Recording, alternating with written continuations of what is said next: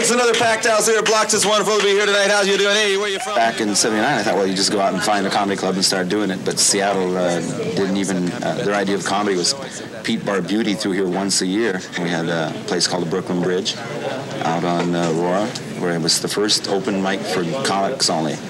And we'd have 150, 200 people show up a night, and we say, hey, comedy. We're there. We've arrived. It's comedy. Well, here I am, Lee McKay, one of the top-paid pros in Seattle. That means I make $2,000 to $3,000 a year. And it's great to be here. I had a job. I work for the Boeing Company. This will give you something to think about next time you fly. It's been 5 years since Wayne Cody paid local comics $25 a night to perform in his comedy store. Local comedy is already big, very big, in Los Angeles, San Francisco, New York, and Boston. And Seattle may be the #5 town for local comedy in America. I like when the well-meaning people come up to you, hey, does it bother you to be bald? Nah, it doesn't bother me to be bald. Bothered the hell out of me in high school, I'll tell you that. Of course, growing pains are no laughing matter. And you're taking comedy to places where people have never had comedy before. They don't know how to act. You know, I spent 20 minutes fighting a table of drunks. They loved it, but that's not my idea of progressing my career. But, you know, if you've ever been on Metro, you know that halfway down, wherever you're going, in this case it was First Avenue, some drunk was wandering up and down the aisles of this bus, stealing newspapers.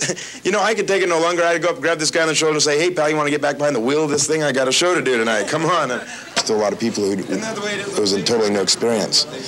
And we literally had to come in and educate them and train them. You know, I mean, you literally have to come in there and wait and kind of let them know with body language that, yes, this is this place where you can laugh now. Yeah, it's kind of tough when you're a female comic, though, because automatically people sit up and take notice, right? Like all the guys are out there thinking, well, if she's not good looking, she better damn well be funny.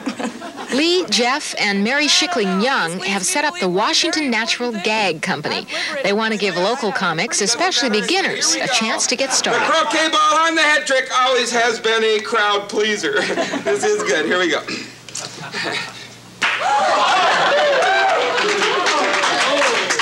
Ow. Whoa. We've really worked on developing the local talent, giving the local talent a chance to be headliners, which is a big step up in the business, to learn to do 45 minutes and carry the weight. Remember, if you do try this trick at home, use 1 croquet ball, 2 croquet balls, 1 rubber ball. The Gag Company produces shows at Block's restaurant on Queen Anne Hill. They are not alone. No less than 10 clubs, bars, and restaurants offer comedy at least one night a week. Swanee's in Pioneer Square is the most popular among audiences, and among comics, it's something of heaven. They're bright, attractive, athletic, and noble, and terribly boring but upwardly mobile. The room is perfect for it. Low ceilings, packed in, a lot of intimacy, and the performers can get next to the audience. It couldn't be a more ideal situation. Swanee's is a showcase for bigger-name, out-of-town comics. Locals are used as middle acts or MCs, although occasionally a Seattle comic will land a headlining gig. Ross Schaefer, winner of Seattle's 1983 Laugh Off, has made that jump. Like if you don't have a moose head mounted in your den there, the town pretty much considers you gay.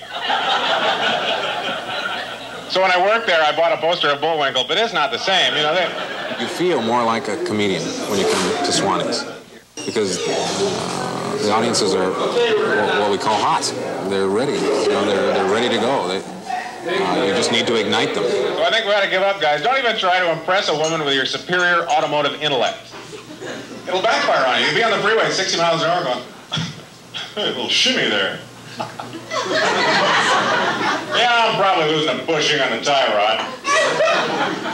She'll look at you and go, no, parking brake's still on. I can see where it would spoil the comedians a great deal. But by the same token, it also prepares them for when they work out of town, work other clubs, and get the same sort of audiences. As a performer, it's a real ego boost to work there. But when you bomb, then you really know, whoa, I must really be bad. Every comic in town knows about it then. If you bomb at Swanee's, God help you. Yeah. I'd like to see this laundry commercial the way things really are today, and it starts out with a man. 5 years ago, I was sitting behind a desk, pushing a pencil, barely making ends meet. Then I met my wife. She supports us. Now that's a change for the better. People in this town, they get behind comedy. You know, now if we could just get the things that go along with the city to get behind it, then things would be moving in the right direction. A couple of comics who are involved with the SICC, Michelle Brodry, wrote a grant to the Arts Commission to try and get some help for the first annual comedy day that's going to be happening at the Seattle Center this summer.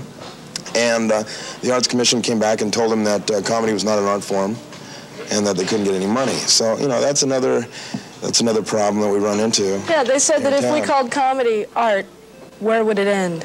Well, the actual quote was, comedy is not art, it's entertainment, which says to me that if it's art, it's not entertaining, I guess. So we're willing to get up for the Arts Commission and bomb every night until they recognize us as an art form. The comics have other gripes. They say the media doesn't do enough to educate the public about local comedy, but that too may be part of the growing process. According to Jeff, local comedy, much like Seattle's urban growth, is on the 5-year plan. Being patient enough to know that, you know, the growth is slowly going to take place, and we get to the point where we do have such a high demand that we are guaranteed success with comedy no matter what the situation, you know. As it is right now, we can have the best performer in town, and if there's a Sonics game on, if there's a boat show, you know, if the high school basketball tournament's on, it's going to hurt us, you know, because I'm not in the greatest shape. And nobody is sympathetic to it. My wife, she looks at me and she goes, "What do you want for Christmas this year?" I said, "Just give me something I need." So she's sending me to Family Fitness Center for 5 years, okay? No, it's a lot of fun. You guys have been a lot of fun. My name's Jeff Young. Keep supporting comedy here at Blocks. Good night. All right. Thank you.